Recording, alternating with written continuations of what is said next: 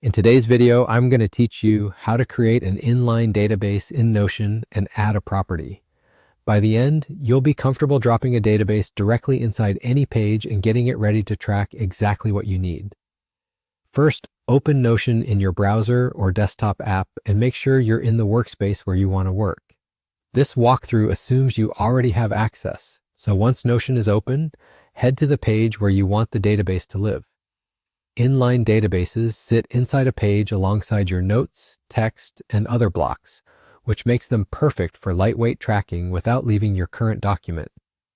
With your cursor placed where you want the database to appear, press the / key on your keyboard.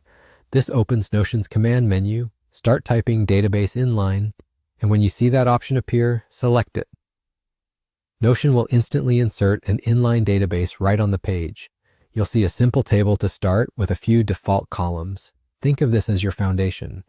Rows represent items you're tracking, like tasks, ideas, or assets, and properties are the attributes you want to store about each item. Now, to tailor this database to your needs, look for the option labeled Add Property. Go ahead and click it.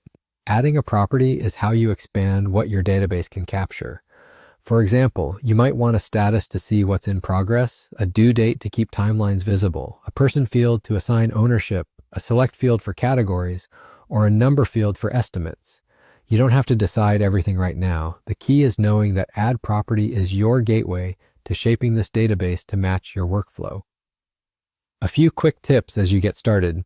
If you don't immediately see Database Inline, make sure your cursor is in a regular page and not inside an existing database block.